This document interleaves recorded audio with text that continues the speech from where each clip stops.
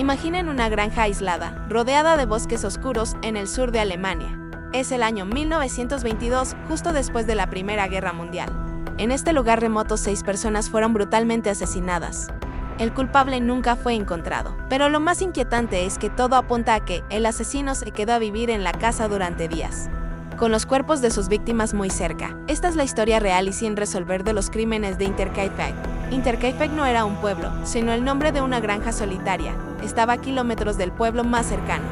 Prácticamente incomunicada, allí vivía la familia Grube, el padre, Andreas, su esposa, Casilja, la hija de ambos, Victoria, y los 2 hijos de esta, la pequeña Casilja, de 7 años, y el pequeño Joseph, de solo 2. Con ellos también vivía Maria Baumgartner, la nueva empleada doméstica, que de hecho, acababa de llegar a la granja el mismo día de la masacre. Semanas antes de la tragedia, Andreas Grube, el patriarca, empezó a notar cosas muy extrañas. Les contó a sus vecinos que había encontrado huellas en la nieve fresca. Estas huellas venían desde el bosque y llegaban hasta la granja. Pero lo raro es que no había huellas de regreso. ¿A dónde había ido esa persona? Por las noches, Andreas escuchaba ruidos en el ático como si alguien caminara sobre sus cabezas. Un día, una de las llaves de la casa desapareció misteriosamente. Sus herramientas aparecían en lugares donde no las había dejado. Incluso encontró un periódico de Múnich en la propiedad, uno que nadie en la familia había comprado. A pesar de todas estas señales alarmantes, Andreas nunca llamó a la policía. Quizás pensó que podía resolverlo solo. Un error que le costaría la vida a él y a toda su familia. Llegamos al 31 de marzo de 1922. Esa noche el agresor invisible finalmente actuó. La reconstrucción de los hechos es escalofriante. Se cree que los miembros de la familia fueron atraídos uno por uno hacia el granero, quizás con un ruido o una llamada. Una vez allí, fueron atacados con una herramienta agrícola, probablemente un pico. Los primeros en morir fueron Andreas, su esposa Casilja, su hija Victoria y la nieta de 7 años, también llamada Casilja.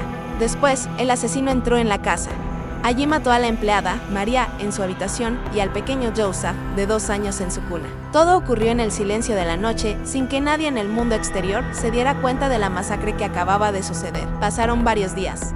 Los vecinos empezaron a extrañarse. La pequeña Casilja no había ido a la escuela. La familia no había aparecido en la iglesia el domingo.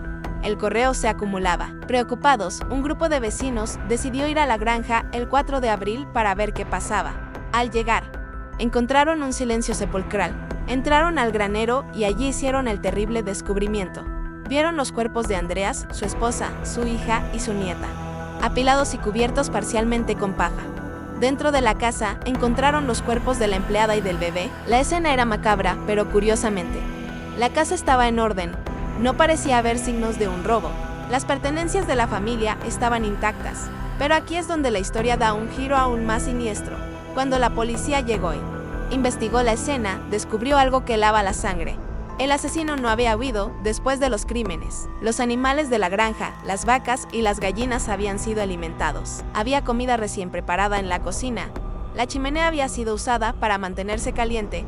Todo indicaba que alguien había seguido viviendo en la granja durante los días que pasaron entre los asesinatos y el descubrimiento de los cuerpos. El asesino había convivido con sus víctimas, cuidando de la granja como si fuera suya. La investigación policial fue masiva. Se interrogó a más de 100 sospechosos de los pueblos cercanos y de toda la región. Se barajaron múltiples teorías. Fue una disputa familiar que se salió de control, un robo que salió mal, aunque no faltara nada de valor. Una venganza personal contra Andreas Grube, que tenía fama de ser un hombre difícil. Fue un conocido, o quizás un vagabundo, que había estado observando la granja desde el bosque. A pesar de todos los esfuerzos, nunca se encontró una prueba concluyente contra nadie. Lamentablemente, la investigación inicial tuvo fallos garrafales. La escena del crimen fue contaminada por docenas de curiosos que entraron y salieron de la granja antes de que fuera asegurada. Se perdieron pruebas vitales. Además, en 1922, las técnicas forenses como el análisis de ADN no existían, lo que dificultó enormemente la identificación del culpable. El caso de Hinterkaifeck se convirtió en un laberinto de pistas falsas y callejones sin salida. A día de hoy, más de 100 años después, el caso sigue oficialmente sin resolver.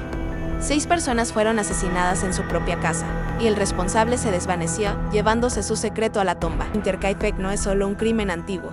Es un recordatorio aterrador de cómo, a veces, la verdad puede perderse para siempre en las sombras de la historia. Gracias por acompañarme en este viaje a uno de los misterios más oscuros de Alemania. Si te gustan estas historias, No olvides suscribirte y activar la campanita para no perderte ningún video. Nos vemos en el próximo caso.